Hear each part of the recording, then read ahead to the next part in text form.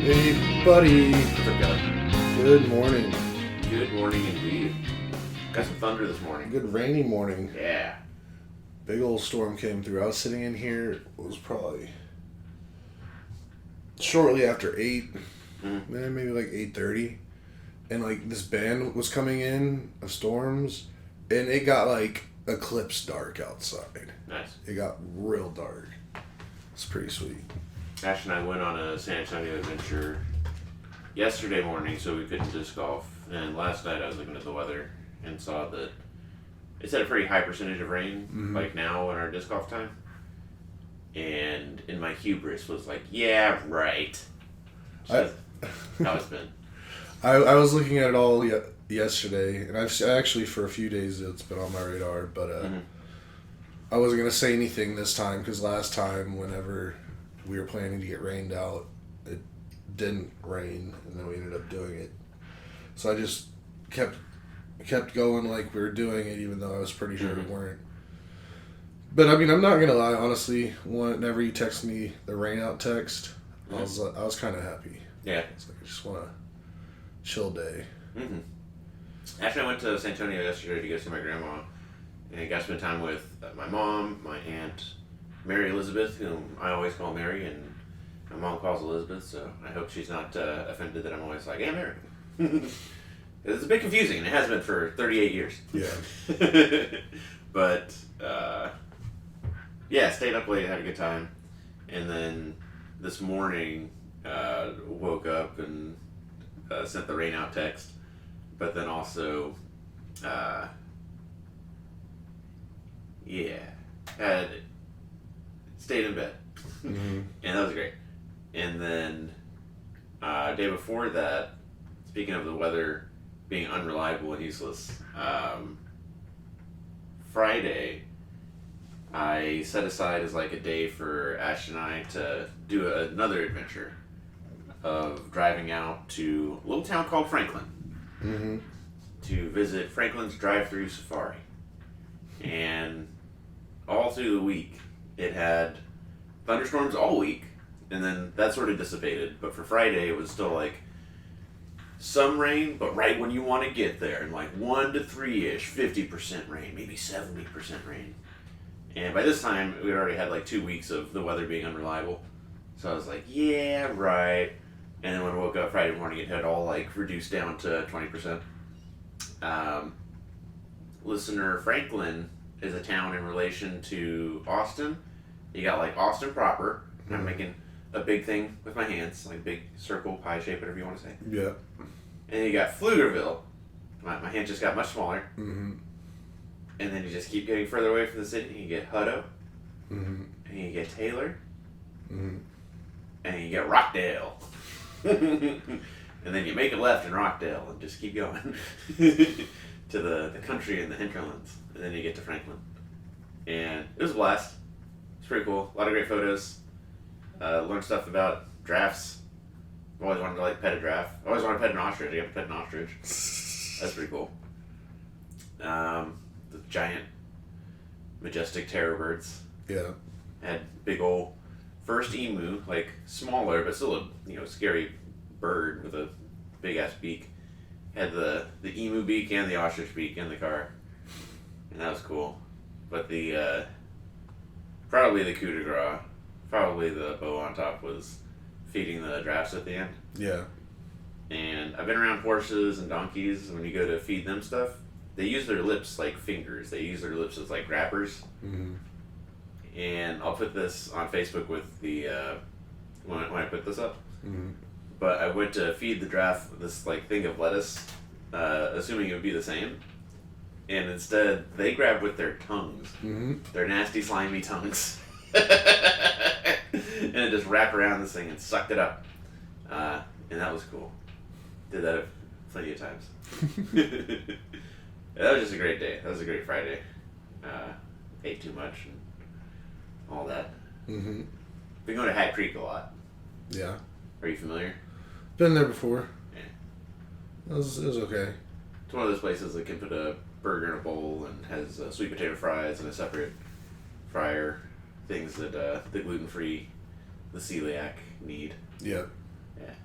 And there was one pretty close. not especially close, but close enough that we used to get it when we were on the south side. And, this one might be just a little bit further, but we started going there like every weekend. And definitely on the way back we got it. And that's what happened Friday for me. What happened the day before that? Day before that, Thursday. What are you thinking? The NFL draft. Oh my goodness, what a week, jeez. Yeah, and the draft has just been going on all the way through yesterday. Yeah, Ash and I have been talking about the draft a lot. We had a draft party. Mm-hmm. Man, I've just been partying for days. I drank so much screwball. Yeah, do you want to break down the draft? Not really. Yeah, so we decided kind of last minute to have like a draft party. And Jeremy's one ask was that we do a themed dessert. Yep, football themed dessert. So you really came through with the, what are they called? Cutouts? Cookie cutters. Cookie cutters. But you put brownie in it, I guess. And Uh-huh. we all got to decorate our helmet, jersey, and football. Mm-hmm. Because those were the shapes. And you and Jeremy did a wonderful job. I'll put this picture up too. A wonderful job decorating yours. And I waited until having indulged in that screwball peanut butter whiskey quite a bit before I did mine. Yours still came out really good. Like, especially for how far you were into the evening. So that was great. And Draft Spectacular, Bill Belichick, Mad Mel Kiper. It was so fun. Yeah. That mentalist that they had. There's quite a few social media things of him going to. I think he's probably been to the majority of the locker rooms at this point. Mm-hmm. But he gets. He got good. He went to the Michigan locker room, or it was like in a meeting room, but he went to University of Michigan during last season. Mm-hmm. And did a whole thing. It's pretty cool. Yeah, the draft was a lot of fun. You won the draft game that we put together for the fantasy league. Mm-hmm. I mean, I came in second. I'm pretty proud of coming in second. Yeah. So. I thought it was funny. Tony and Brian. Brian submitted his once. Tony submitted his 3 times. I also submitted mine 3 times. But in Tony's third iteration, he lined up 100% with Brian's. Yeah, that was pretty fun. Yeah. Jamie said she didn't know she could resubmit, which I was like, well, that's too bad. Because I said it in every email. I think it all kind of hinged on, like, who did you think that last person would be? Like, I thought it would be Dallas Turner. I think Brian and Tony thought it'd be Quinion Mitchell. And I forget who it ended up being. But, yeah, I think my big hits were Joe Alt going to Jim Harbaugh. Mm-hmm. Which, that was something that I heard early on and believed in. And we were all right about J.J. McCarthy going to the Vikings, just not via the Chargers. Right. Yeah. Penix. Yeah. That messed up a lot of stuff there too. The head scratcher of the night for sure. But I'm not saying anything that like much smarter and informed people haven't said, but if like Penix wasn't on anybody's radar to go in like the first 10. Right. So Atlanta like left so much value on the table. We could have traded back and got like more picks in a different round and still got Penix. If that was what they were going to do the whole time. Right. Now they've got Penix and Kirk Cousins, which you could turn that into a good thing. You could say that that's great to have 2 high caliber quarterbacks and one gets to learn from the other, and you can spin it positive, sure. But it was a lot of value left on the table because nobody was. You went before JJ, right? Yeah. Yeah, unbelievable. It's absolutely blows my mind, like, what the Falcons were thinking with that. Because, I mean, first round picks aren't that cheap. Right. Like, I was looking at how much,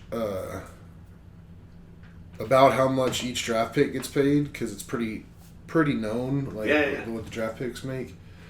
And even JJ at 10, he's going to be getting, like, I guess it's like a 4-year with a 5th-year option for, like, $21 million.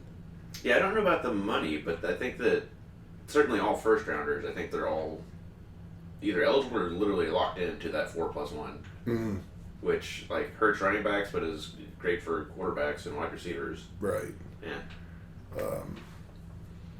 So yeah, I mean that going 8, then he was probably getting like 24 million, Mm-hmm. and they just paid 150 million for Kurt for 4 years. 150 or 120. I thought it was 150. Gee, that's a huge difference. I thought it was 120. Let's But- find out. Like, depending on how they have it structured, whatever, it's a 4-year contract. It might really be like a 2-year with like 2 options they don't plan on fulfilling.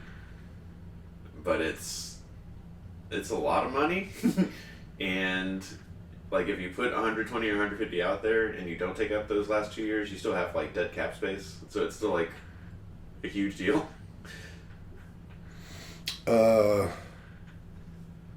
4 years, 180 million. What are you talking about? Mm, What's the guaranteed? 100 million. Oh, so much worse than I thought it was. I mean, that's why I thought it was. That's why everybody's talking about it so much. Jeez. Do you have any other draft takeaways? Houston seems to have done well. Yeah, Houston did well. Michigan did really well. Michigan had like 3 in a row at one point. I stopped counting. I think in the like mid 5th round, Mhm. but by that time they'd had 8 players drafted. Mm-hmm. Like, Nice. I'm gonna have to go back and look and see what They were total- behind for a long time. Where I was like, they're supposed to set a record, and there's all these other teams that had more drafts than them. Yeah, But I don't know if they show it on other networks, but all the draft coverage I watched was on NFL Network, and Rich Eisen is one of the 3 dudes, yep. and he was pushing for Blake Corum real early.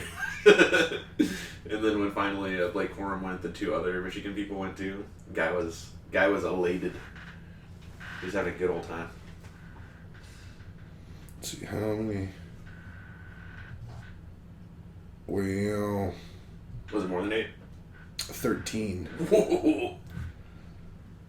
That's most they've ever had come out in one draft in history That's great.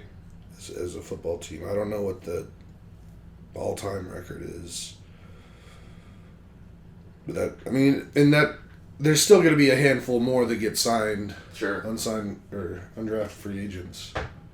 Did you see Jim Harbaugh's last pick? I don't think I saw his last pick of the draft because again, I stopped watching the draft at like round 5. The round 7 pick was that other wide receiver from Michigan. Which one? I want to say Robinson.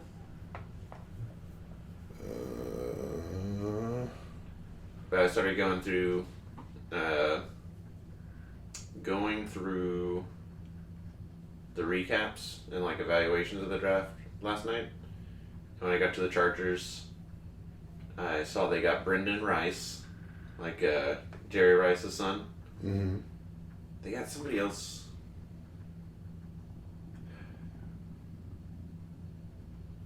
I can look this up. But their 3rd wide receiver in their last pick was a Michigan wide receiver. And I was like, oh, what does Jim know? Cornelius Johnson. He was good. They also got Lad McConkey, who's supposed to be the next Cooper Kupp. Yep. So that was a good get, but I thought it was kind of cool that Harbaugh got a Michigan kid in his last pick. For sure. So what was that? That's at least 2 Michigan guys that went to the Chargers. Who was the other one? Their second pick. I know what the fuck is his name.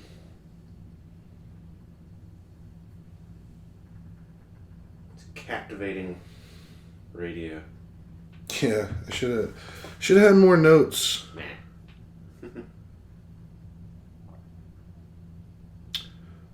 I got all this stuff right here. I just Oh, I know how I can find this quicker. Let's see. No, I got it. It was Junior Colson, the linebacker. Yep. Because I found a video of Jim in the war room giving him a call, letting him know he's about to be drafted. War room.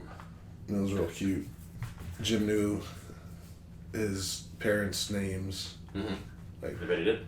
My first name. Mm-hmm. Like, asked to talk to them. That's exciting stuff.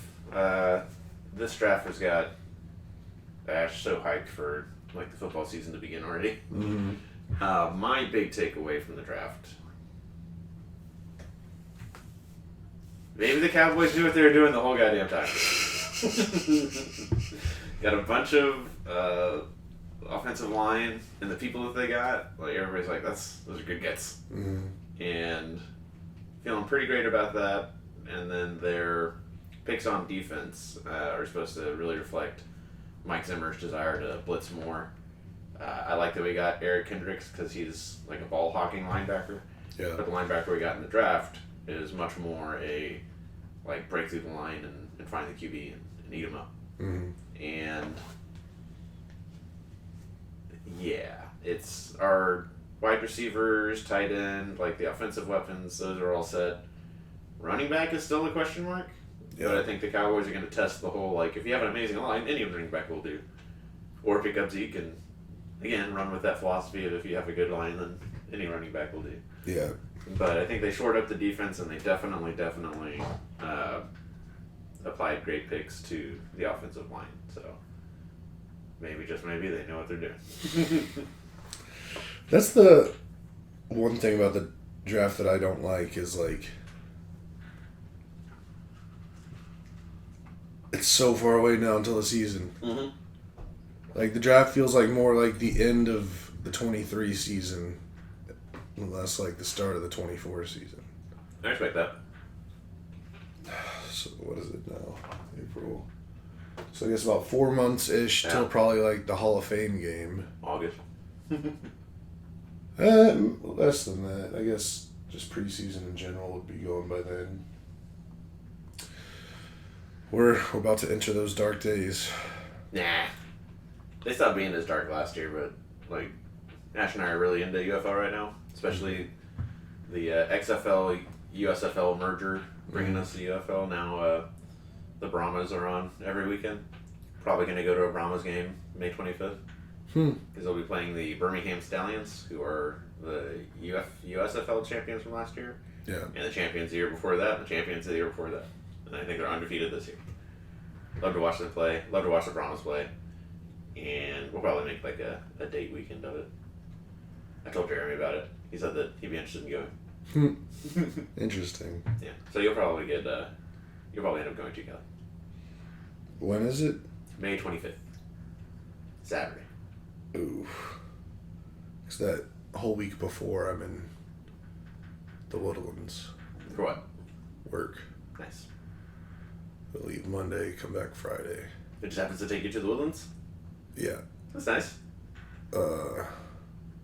Yeah, because my company's based out of Houston. Mm-hmm.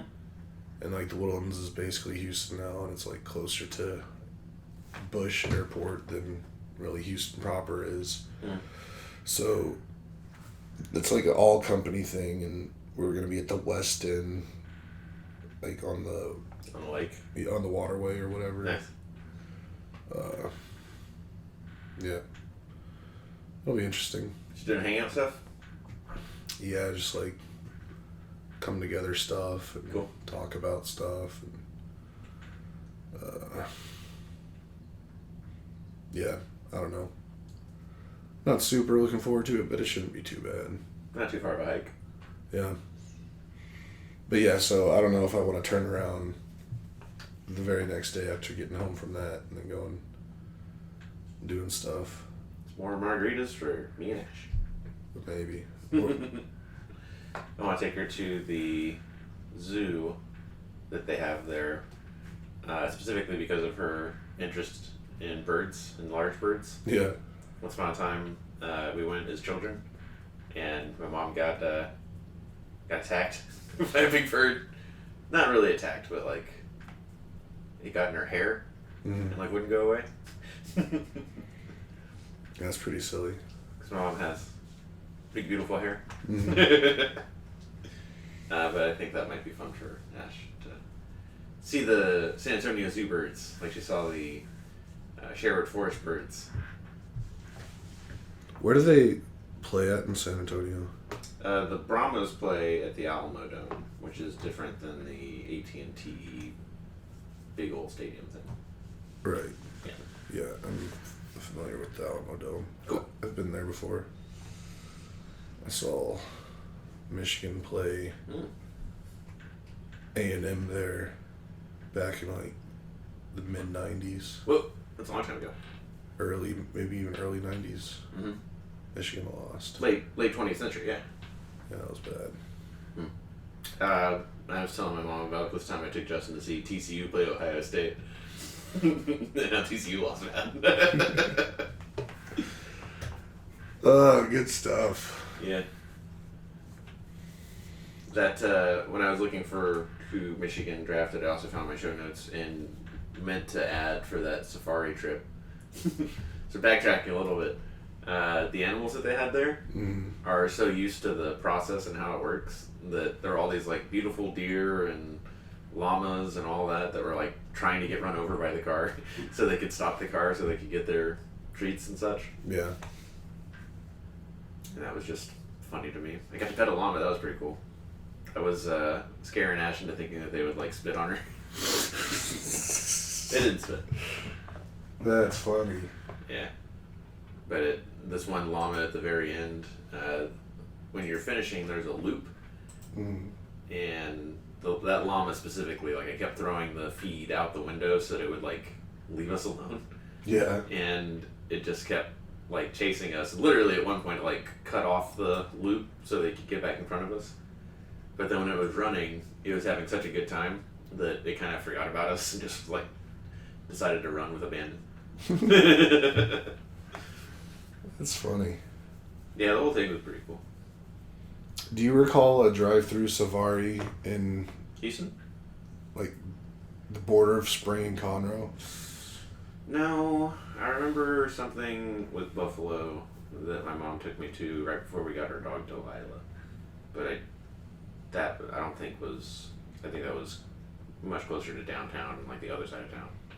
Yeah, I'm not sure. No, the place, forgot what they called it, but it was right off of 45 and 1488. No, I don't remember. It was like just in the northwest corner, now where this like Three Palms Action Sports Park is. Cool. Went to numerous birthdays as a kid at that safari. Yeah. I have something funny also about that area, but that's off the mic kind of conversation. Off mic. Cool. My mom was, she's like, when your niece and nephew get a little bit older, you can be a good uncle and take them out there. And I was like, oh yeah, they'll be terrified. That'll be great. Silly. I have started thinking about that kind of thing though, like when we went to get pizza that one time, like the Brazilian whatever. I was like, this would be fun to take my brothers to, and if it stays around long enough, take a bunch of. I know a little bit about their biology, and the way that me and my brothers attack CC's. I'd love to unleash that on like a. No, this pizza's so much more expensive. Don't do that. I think kids would struggle at that restaurant due to the speed at which the pizza comes out. Oh. Like, we were there for like 2 hours. Like getting one slice every 10 minutes or something. That was horrible. I mean, the pizza was good. That was horrible. Compared to, or as someone who frequents CC's at least like once a month probably. Although I think Jared and I have been at least twice in April so far. Yeah. It just that rate is just not. It's not it. That slowness. It's not what pizza buffets are supposed to be. All you can eat pizza situations. It's wrong. It is. But yeah, one more like small media literature update. Interesting. When you guys watched that TV adaptation of Three Body Problem, Mm-hmm. do you know if it covered just the first book or all the books? I don't know about all, but it might have been a little more than just one. Do you remember if it covered Dark Forest? Well, I never read the books, so I have no idea where one starts and the other ends. So we watched the show, and I loved the show. And I liked it so much that I agreed to just let's go through the books. Mm-hmm. And we finished Three Body Problem, like the first book of the 3 books, like week and a half. And it ended so abruptly that I was like, all right, I mean, we gotta give me this next book. Even though it's like well beyond like what's in the show so far. Right. I said this with Dune, said this with Three Body, presumably countless other things. If I haven't read it, then I don't want to spoil the visual. Because when you read something, like, your imagination has to do all of the work. Like, right. you assign the voices, you assign what they look like, you assign blah, blah, blah. And if there's a director that has a vision for what they want it to look like, and if there's actors who are like, this is how I want to show that, I don't want to take away from that and be like, oh, that's not good enough, or, oh, that was even better.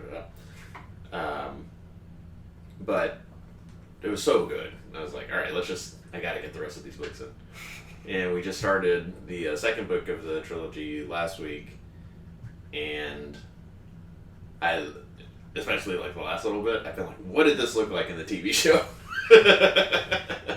I can't wait to see it in the Netflix version, but for the Chinese adaptation that you and Jared watched, I'm wondering if like the stuff that I'm reading is in there, because I'm like, this is ridiculous. It's been a good time. Very cool. Yeah, I have no interest in ever reading all that, but I thought it would be much headier and like thicker and harder to get through, but it's very straightforward and just very entertaining. Like, I definitely thought it would be much more for smart people. People smarter than me, and it's just been great.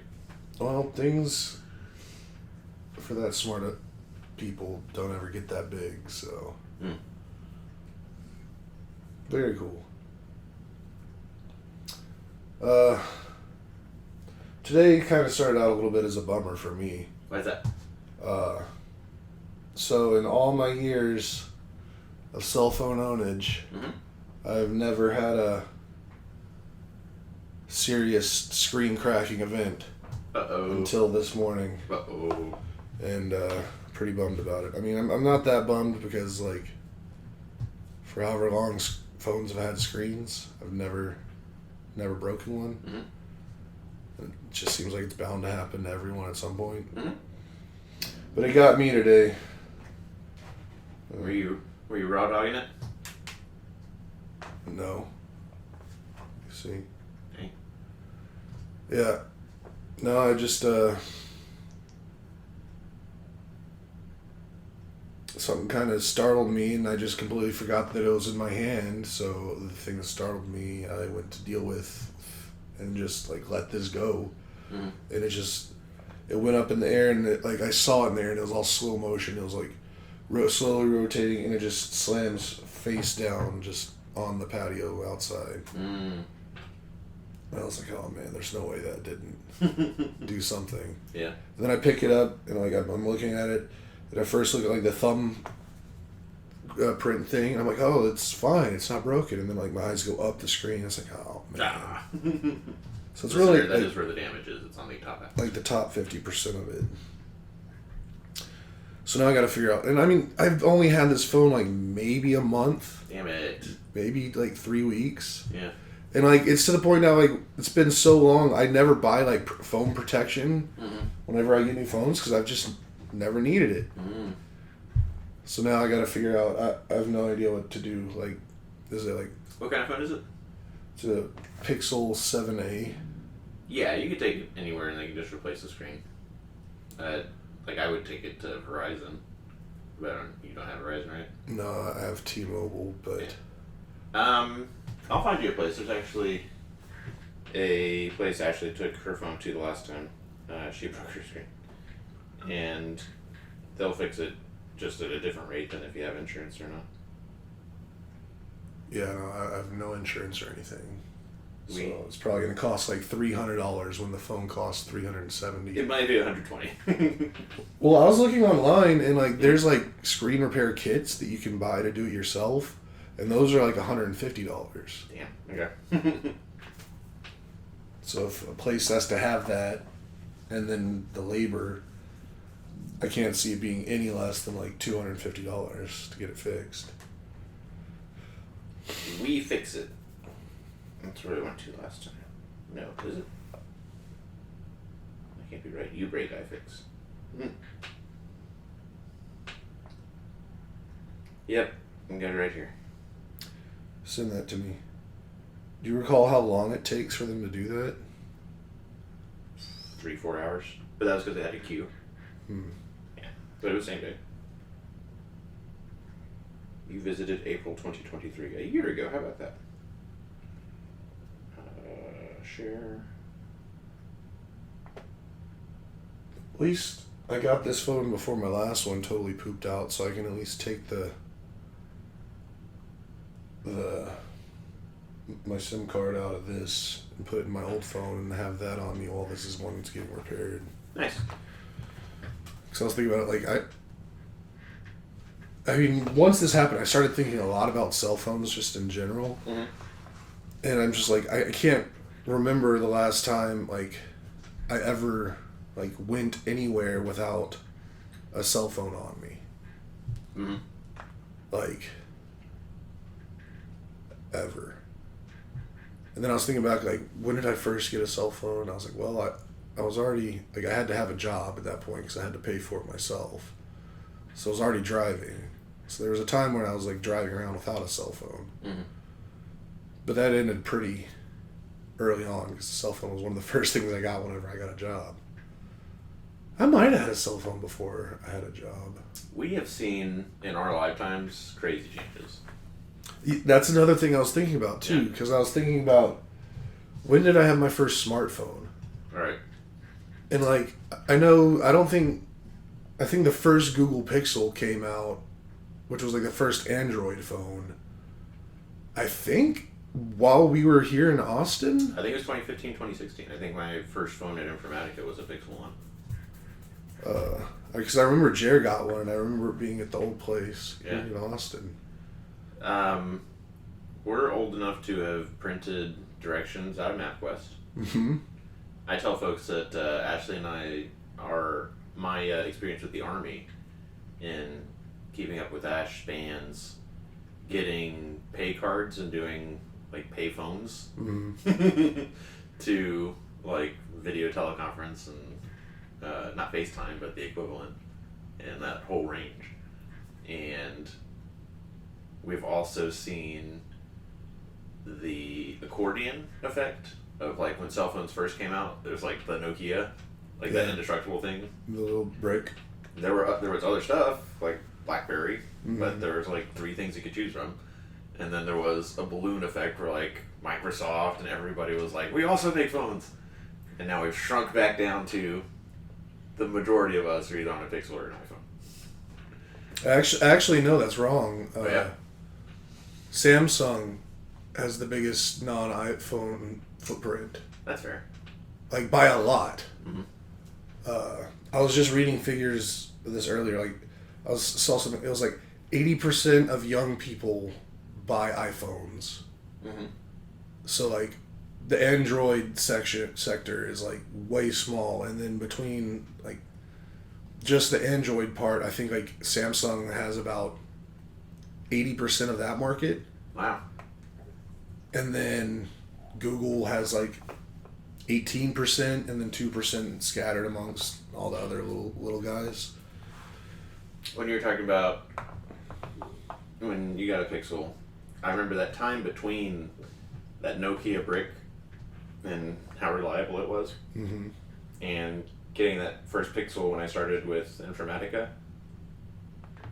Maybe like 8, like just weirdo phones, because I was never an iPhone guy, and just the options before the Pixel came out. Mm-hmm. I remember I never wanted to get away from like a keyboard that you could actually like type into.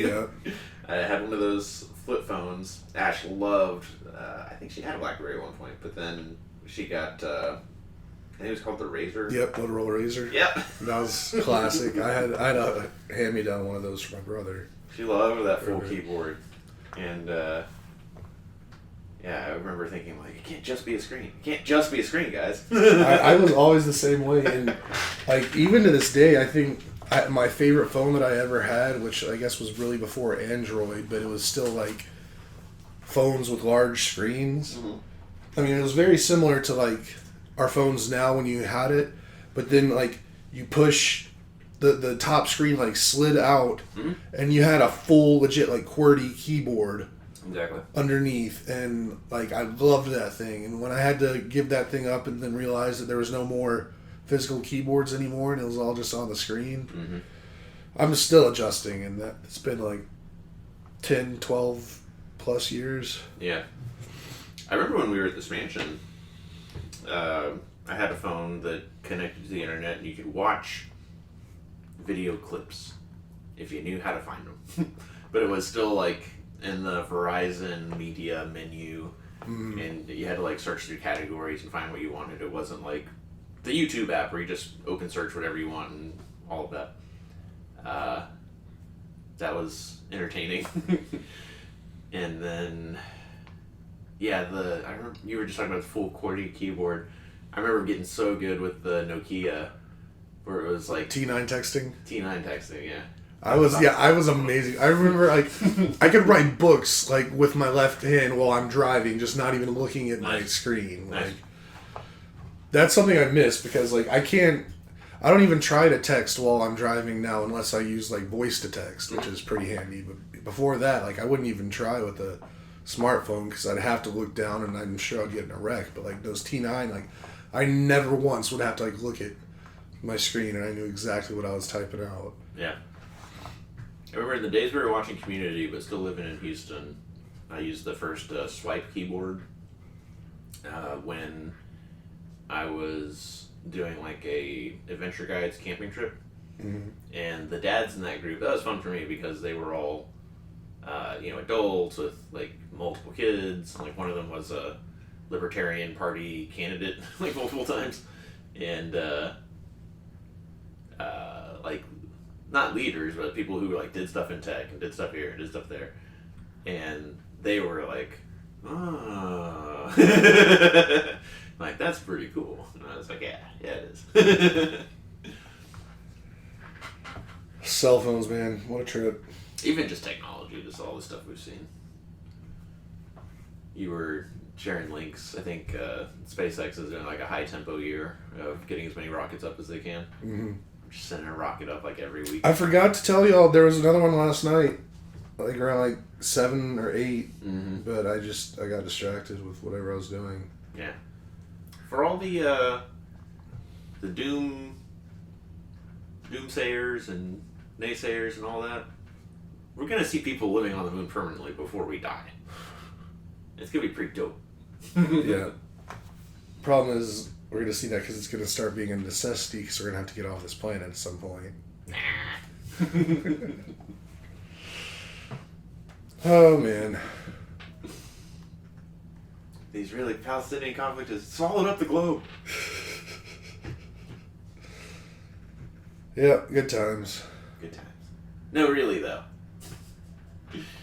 China and Russia were like the biggest threats to peace. They're going to be involved in demographic collapse in the next like 10 to 20 years.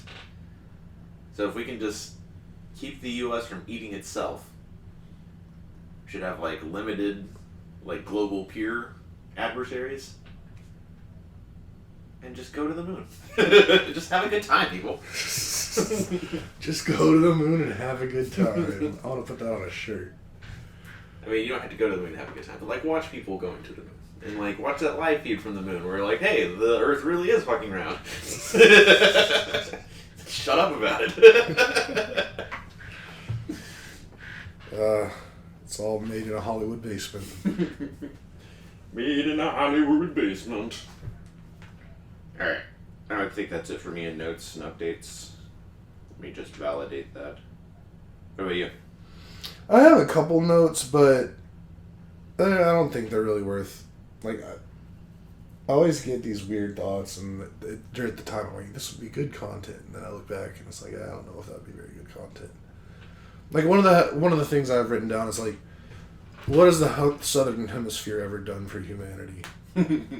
Like, has anything major or good ever come out of the Southern Hemisphere? Any, like, world-changing minds, or... Oh, yeah, I mean, like a lot of hot Australians. Male and female. I mean, okay, besides just people being hot. A lot of funny and quirky near Australians, Kiwis.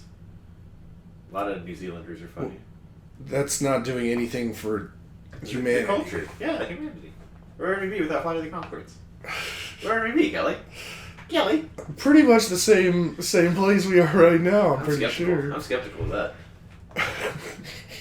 I don't know if I could live his full life if there wasn't that song, Business Time. But anyways, I was thinking about it, it's like... So, like... Wait. Men at Work. They got sued for their biggest song ever. I guess that's true. They copied it from a kid's They song. appropriated that shit, yeah. Yeah. I mean, I guess what the Wiggles, is that what they're called? Is that real or is that in 30 Rock?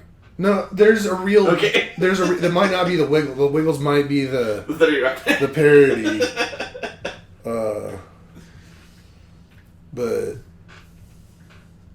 I got one for my mom and dad. oh, it's the Wiggles for sure is a real thing. You call that a knife?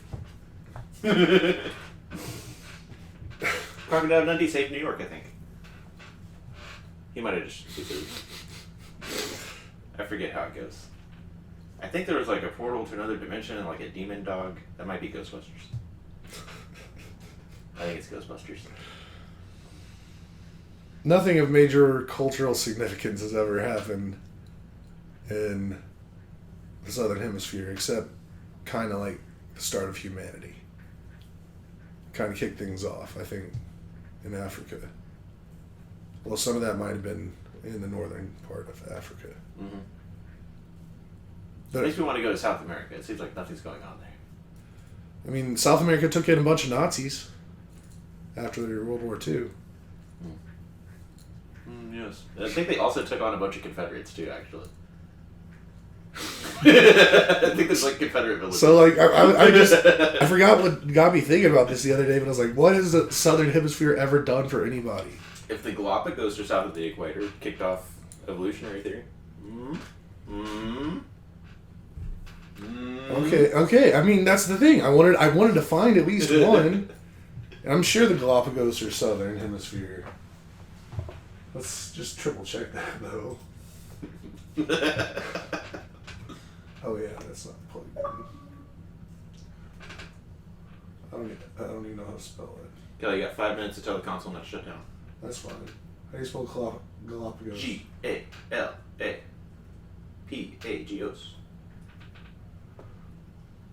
Galapagos Islands. Oh, it looks like a tiny Britain. Barely. Just barely. Hey, zoom in on it though. Doesn't it look like a little Britain? Kinda. If like... Kinda looks like a bicep too. Almost looks like Italy. Almost looks like a seahorse. Yeah, seahorse for sure. Nice. Good job, Galapagos. Alright, yeah, let's just look at this. Let's look at this guy. What's going on here? Okay, MMA, Brazilian Jiu-Jitsu. That's had an impact. Okay, I mean... Okay. Honestly, I had no idea where the Galapagos Islands were. I thought they were like South Pacific. They're close enough to Ecuador where Ecuador can say, those are ours. Like, literally, how far is that? It seems pretty far. It looks like this part might be in the Northern Hemisphere. The ear of the seahorse. Yeah. Okay, so Yeah, go to Africa. Go to India. How much of India? Look, it's not India's not no. in it at all. Australopithecus, I think, is from that Indonesia, that stuff, of which sun is south. I mean, that's the thing. Yeah, I think it's all gonna rest on those hot Australians, those Hemsworths and Margot Robbie. Yeah, so Your Mels Gibson. Southern Hemisphere, get it together. Seems like there's just a lot less land mass. Start earning your keep. Madagascar is important for some reason. A lot of vanilla. Okay, so Kelly hates Southern Hemisphere. I don't hate it. I think He's just disappointed. Yeah, I'm not mad. I'm just disappointed in it. Like, I feel like we should have gotten more out of the Southern Hemisphere at this point. My leftover notes. Remember last time I said no one eats like Taylor Swift fans? They get something all the time, while Tool fans have to wait like a decade between this and that. Yeah. The New York Times Wednesday morning headline: Taylor Swift has given fans a lot. Is it finally too much? That belongs in the pantheon of like, New York Times, what the hell is wrong with you? Like, what are these headlines? Have you ever seen those? Yeah. Where it's like, Biden does something good and they find some way to like make it bad. Yeah. Like they can replace Taylor Swift with Biden and people will be like, classic New York Times. It's something else for sure. And then, yeah, this is my notes talking about how great the draft party was. So that's it for me, I guess. Yeah, I'm about done.